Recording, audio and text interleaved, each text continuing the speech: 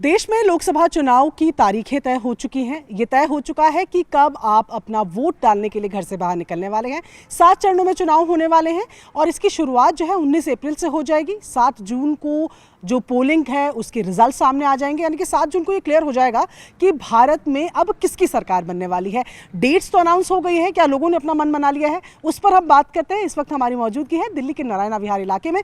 कई लोग यहाँ पर हमारे साथ हैं, हालांकि वक्त रात का हो चला है, लेकिन लोग इस टॉपिक पे बात करने के लिए मुझे लगता है कभी भी देश में अगर बात करें तो तैयार रहते हैं। मैं एक एक करके राय अगर ले लूँ, सर इस बार का जो इलेक्शन होने वाला है जिस पर आप वोट देने जाने वाले हैं, क्या 3 मुद्दे अगर मैं पूछूं आप दिमाग में रखेंगे वोट देने से पहले?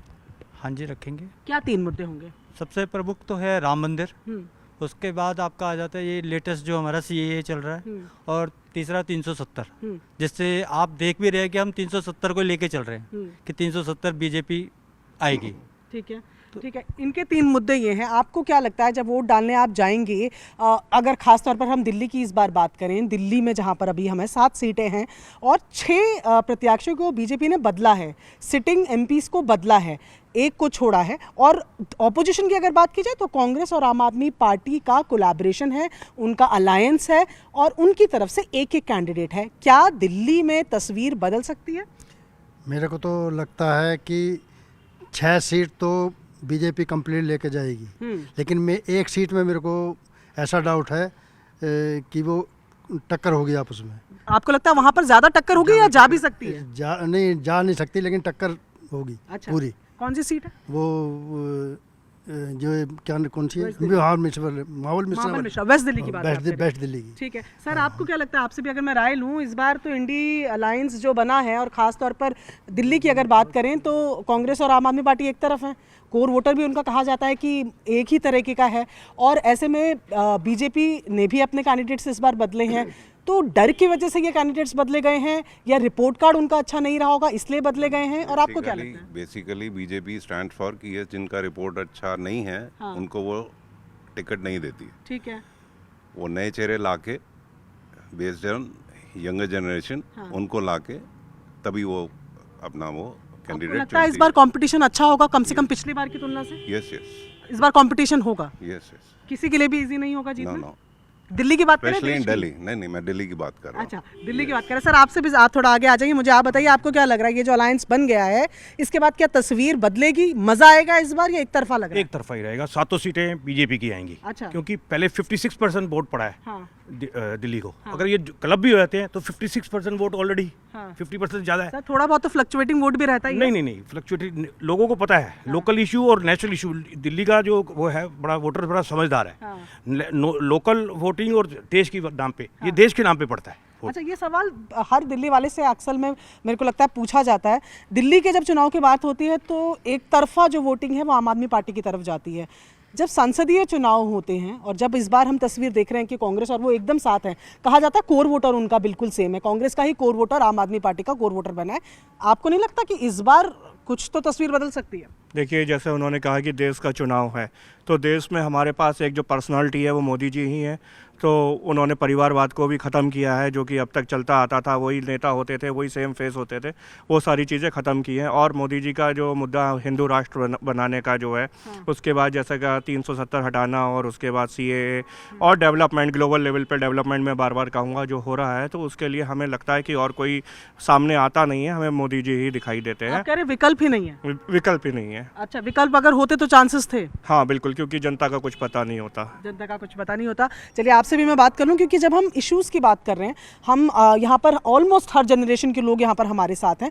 जब हम यंगस्टर्स की बात करते हैं, उनके पास टैक्सेस इशू हैं, बेरोज़गारी या रोज़गार ना होना इशू है, अपने तरीके के कई इश्यूज़ हैं। आपको लगता है कि वो केंद्र सरकार के चुनाव में अहम रोल प्ले कर सकते हैं? हाँ, कर सकते हैं, कर सकते हैं कि बिल्कुल कई टॉपिक्स कई बार ऐसे होते हैं जो डिस्कस नहीं होते हैं लेकिन दिमाग में रहते हैं, तो उनमें से ये सब चीजें हो सकती हैं। बिल्कुल। और आपको अगर हम सिर्फ दिल्ली की बात करें तो कैसा लग रहा है मुकाबला? 7-0 बीजेपी, बिकॉज लोगों को अब ये समझ में आ गया कि कांग्रेस एंड आप इज वन, तो लोग फिर बीजेपी को ज्यादा वोट डालेंगे। वो जो उनकी केमिस्ट्री है वो बनेगी नहीं वो ठीक से, because there is one in the same thing now. अब तो अलायंस भी है, एक ही है। हाँ तो वही ना, तो लोग पहले फिर केजरीवाल तो यही बोल के आए थे शीला दीक्षित ये ऐसी है वैसी है चोर है ये है, लेकिन फाइनली हुआ क्या, करा तो उन्हीं के साथ ही गठबंधन। तो अब क्या होगा, लोगों को ये लगेगा कि BJP is much better, at least जो बोलते हैं वो करते तो हैं वो लोग। ठीक है, बीजेपी, इनको लगता है कि जो इन्होंने अलायंस किया है उसका फायदा ही बीजेपी को होगा।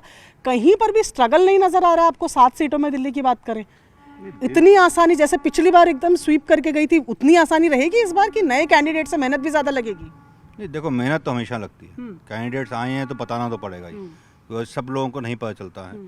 और क्लीन स्वीप हम कुछ नहीं कह सकते अभी दिल्ली का, क्योंकि लोग सोचते कुछ हैं करते कुछ हैं। नए नए जहाँ पे जिन लोगों ने काम किया हुआ है उनकी शक्लें आती हैं यहाँ।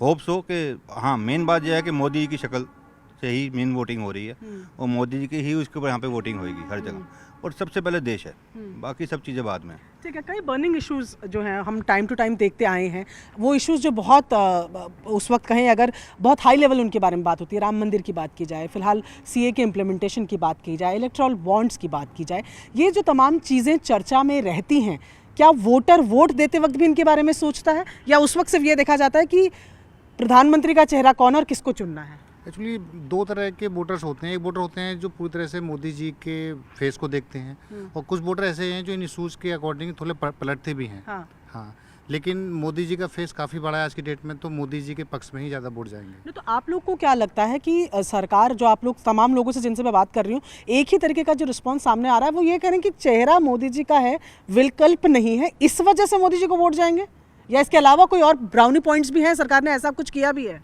नहीं, ये भी है कि मोदी जी का फेस ये इस समय, बाकी विपक्ष में इतनी अभी पावर नहीं है कि जो मोदी जी को टक्कर दे सकें। तो मोदी जी एक विकल्प है आज की डेट में। तो अच्छा, तो ये कह रहे हैं कि विकल्प है मोदी जी का कोई सामने विकल्प नहीं है, ऑल्टरनेट नहीं है, इसलिए मोदी जी। आपको क्या लग रहा है, अभी तो 10 साल का टेन्योर पूरा हो गया है पीएम का, तो पीएम ने ऐसे क्या काम किए हैं जिनको देखकर पीएम का कोर वोटर उनको वोट देगा, ना कि ये देखेगा कि विकल्प में कोई और है या नहीं है? देखो, काम तो उनके सबके सामने ही है जो उन्होंने किया है, जो आज से 10 साल पहले जो कुछ नहीं हुआ था वो उन्होंने आके किया है। आप अगर वोटर हैं, आप अगर 2 काम सोचें तो? 2 काम सोचें, एक तो राम मंदिर है ही जो सबसे मेन कब से चल रहा है वो, दूसरा आपका 370 था, ये तो मेन इशू थे, और अब ये आपका सीए आने से बहुत फर्क पड़ेगा। अच्छा, तो आपको लग रहा है सीए पॉजिटिव इम्पैक्ट देगा कि नेगेटिव भी? बिल्कुल पॉजिटिव, क्योंकि है तो ये भारत ही ना अल्टीमेटली, इसका कोई विकल्प तो है नहीं। ठीक है, तो यहाँ पर देखिए तमाम लोग जो हैं वो अपनी राय को रख रहे हैं। मैं जब पूछ रही थी इनसे कि विकल्प वाली बात है, मुझे इस तरफ से कहीं से आवाज़ आ रही थी, आप में से कोई आप कह रहे थे कि आपको क्या लगता है कि काम भी किया है, वो काम के बल पे भी वोट मांगने आएंगे या सिर्फ मोदी जी का चेहरा दिखाएंगे? नहीं, काम से मोदी जी ने पहचान तो काम से ही बनाई है ना। काम किया है तभी है। आप आज नेशनल हाईवे किसी पे भी निकल जाएं, चलने लायक हाईवे है, आप 140 की स्पीड पे गाड़ी चला सकते हैं। आप ट्रेन देख रहे हैं, वंदे भारत है, और तमाम ट्रेनों की स्थिति बहुत अच्छी हुई है इस पीरियड में। उसके बाद अगर आप कहीं बाहर जाते हैं, अब्रॉड जाते हैं, तो आप देखते हैं कि आपको इज्जत ज़्यादा मिलती है।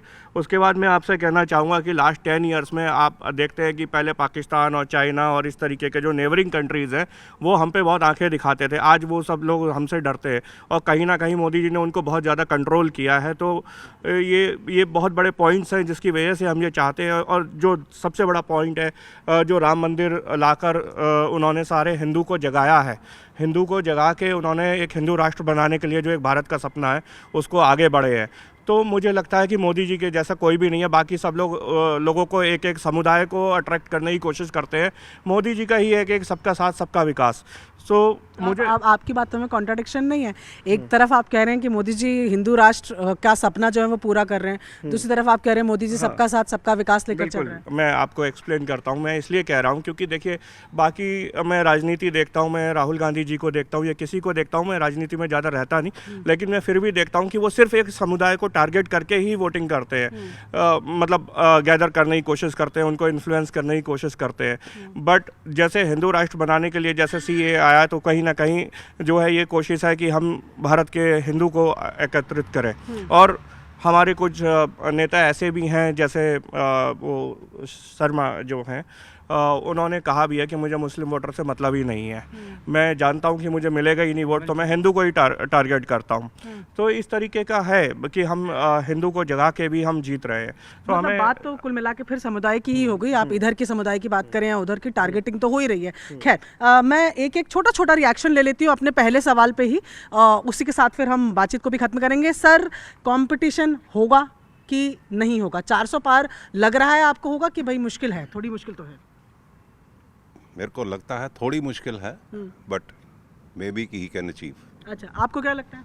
मुझे लगता है थोड़ा टाइम तो लगेगा, मेहनत भी लगेगी, और मेरे ख्याल से मोदी जी घूम भी रहे हैं 20 दिन से, तो 400 के निकट पहुंचेंगे। 400 के निकट पहुंचेंगे। सर, आपको क्या लग रहा है? 400 के निकट पहुँचेंगे। निकट पहुंचेंगे, आपको क्या लग रहा है सर? मेरा भी 400 से कम ही रहेंगे। 400 से कम हाँ, रहेंगे? 400 अब मेरे दिमाग में तो है नहीं। अच्छा, आप कह रहे हैं कि 400 से थोड़ा थोड़ा नीचे। आपको क्या लगता है सर? मुझे लगता है मेजॉरिटी से जीतेंगे। हाँ, मैं 400 पार 400 होगा की कि बात उसका गारंटी नहीं कर सकता, क्योंकि जैसा मैंने अभी पहले भी कहा था कि जनता को कुछ पता नहीं होता कब कहाँ कैसे डेविएट हो जाए। वोटिंग ही नहीं हुई तो क्या करेंगे, तो वोटिंग भी एक बड़ा फैक्टर है। हाँ, ठीक है। और 7 चरण में चुनाव भी शायद इसीलिए कराए जा रहे हैं ताकि तमाम लोग घर से बाहर निकले। सर, क्या लग रहा है, मोदी की गारंटी चल जाएगी 400 पार वाली, या न्याय यात्रा थोड़ा सा ब्रेक लगाएगी?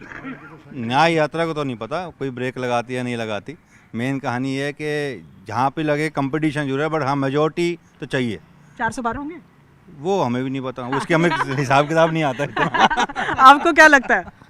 370 to 380। 370 to 380? हाँ सॉफ्ट। हाँ, 400 का नहीं, बिकॉज अभी तक सिर्फ राजीव गांधी को मिले थे 400 प्लस। हाँ, आई डोंट थिंक वो भी सिचुएशंस भी तब अलग थी। Situational, हाँ। आपको क्या लग रहा है सर? 400 पार? नहीं, बहुमत रहेगा, 400 पार नहीं होगा। 400 पार नहीं। सर, आपको क्या लग रहा है? देखो, अगर वोटिंग हुई अच्छी, जैसे आप अगर देखो पिछला रिकॉर्ड देखो, तो मेनली वोटिंग क्या है, वोटर्स निकलते नहीं है। हाँ।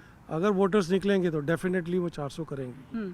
अच्छा, ये एक main मुद्दा ये मुझे लगता है कि चुनाव को लेकर सबसे अहम मुद्दा जो है ना, हमेशा यही रहता है कि एक्साइटमेंट बहुत रहती है लोगों में। लोग अपने सोशल मीडिया अकाउंट्स में बड़ा भर भर के लिखते हैं, पर जिस दिन चुनाव का दिन होता है उस दिन एक दिन पहले छुट्टी लेकर छुट्टी बनाने निकल जाते हैं। और ख़ास तौर से ये दिक्कत उन लोगों के लिए रहती है जो मिडिल क्लास फैमिलीज़ हैं, जिनको अगर मैं कहूँ कि पार्टियों के जो कोर वोटर माने जाते हैं वही घरों से बाहर नहीं निकलते। शायद यही बात ये लोग भी कहना चाह रहे हैं कि अगर वोटिंग होगी, अच्छी परसेंटेज में होगी, तो शायद आंकड़ा पार भी हो जाए, लेकिन अगर ज़्यादा वोटिंग होगी तो ये भी हो सकता है कि ये पूरा उलट हो जाए। क्योंकि हमने देखा है कि जब सेट स्टैंडर्ड से ज़्यादा वोटिंग होती है तो वो चेंज का भी सब्जेक्ट बनती है, यानी कि बदलाव भी तब हो सकते हैं।